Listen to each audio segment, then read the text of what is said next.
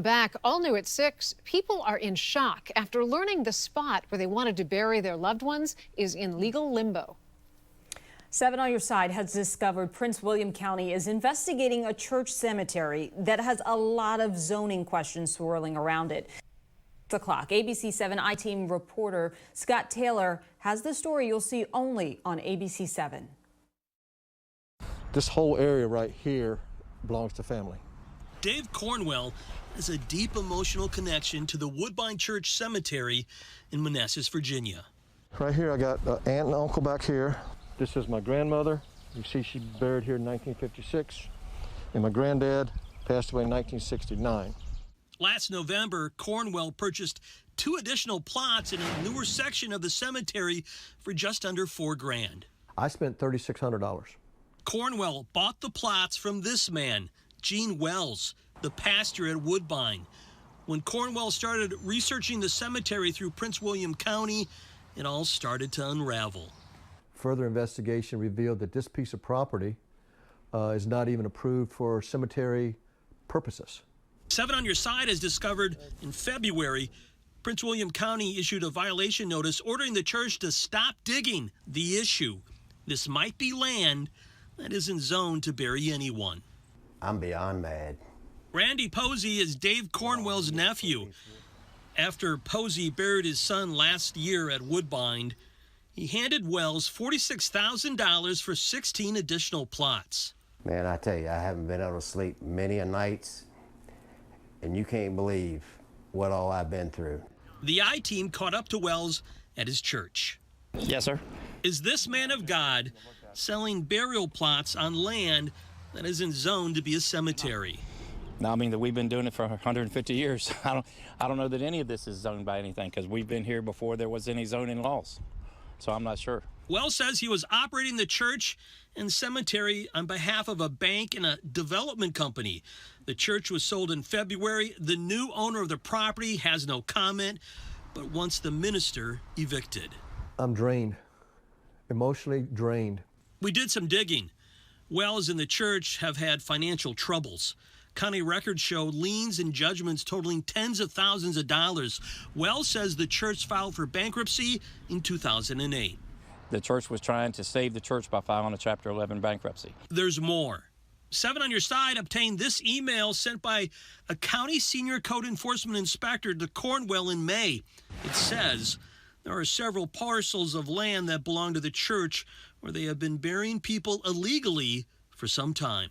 All I can tell you is if there has to be some zoning done, then the church will make sure that that happens. I stopped counting at 80 graves that has been put on this piece of property that these folks probably don't have a clue at what's happened. So where does this leave Dave Cornwell and Randy POSEY? Well, it's pretty simple. They've got no idea if they can bury anyone here legally, so they're asking for a full refund. The county says it has no idea how long this activity has been going on, and right now they have no other comment while the zoning of this place is still up in the air. In Manassas, Virginia, Scott Taylor, ABC 7 News. Now to an exclusive 7 on your side I-Team investigation. New tonight, we're tracking claims a local pastor buried people in and around septic systems at a historic cemetery in Manassas. Yeah, these claims emerge after our I-Team investigation happened back in July. Now that exposed illegal graves inside the same church cemetery. So new at 6, I-Team reporter Scott Taylor has the investigation you'll see here only on 7. This barren patch of ground used to be the gravesite of 39-year-old T.J. Leach at the Woodbine Cemetery in Manassas, Virginia. I was desperate. I wanted my son out of there. Leach's body was removed by his mother after she learned his grave was near an underground septic and drainage area. His mom says Gene Wells, pastor of the Woodbine Baptist Church, sold the plot to the family in January. My son, my only son, 39 years old, just to be pitched into a place like that, it just horrified me. A private engineer determined the grave was 17 feet from the septic system, 3 feet less than the required distance under state rules, but because the grave was higher than the bottom of the drain field, Prince William County officials say it doesn't violate state law. He was a good man. Wells paid to relocate Leach to a cemetery in Fredericksburg. A 7 on Your Side investigation has discovered that there may be many more graves here in and around septic drainage fields, and we've learned the county is investigating. This notice of alleged violation obtained by the I-Team reveals the county began investigating in February after receiving a report that the church had expanded their burial area into the septic drain field. The investigation is based in part on county maps like these. By superimposing the maps over aerial views, it appears many graves are in or near septic fields. In this section of the cemetery, a county official says it is readily apparent there are headstones in and around the septic field. Photos show the headstones began appearing as far back as 2013. This whole corner area right here back to just about to the fence is the reserve area. Last year, Dave Cornwell and his nephew, Randy POSEY, paid Wells nearly $50,000 for 19 plots, including a gravesite for POSEY's son, who died last year. I still think about him every day. Both men discovered later their plots were in a part of the graveyard that was never approved for cemetery use. We tried to speak with Wells again, this time after we discovered the issue with the septic fields, but he has not returned our email or calls. We honor our dead. We honor our family. His final resting place should have been in a place of honor. All of this was sold in February. The new owner wants Wells gone, but so far, the pastor won't budge. Scott Taylor, ABC 7 News. Now, if you have a loved one buried at the Woodbine Cemetery and have concerns, please contact Scott Taylor and our I-Team. You'll find out how to do that in Scott's story. Right now, it's on the front page of our website at WJLA.com. In fact, I also posted a link on my Facebook page. It's Jonathan Elias, ABC 7 News. Michelle?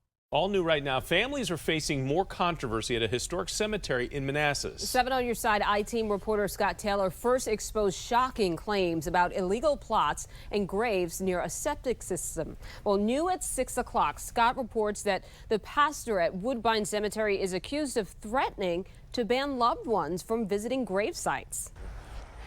That's my twin sister's grave, Elizabeth Denver.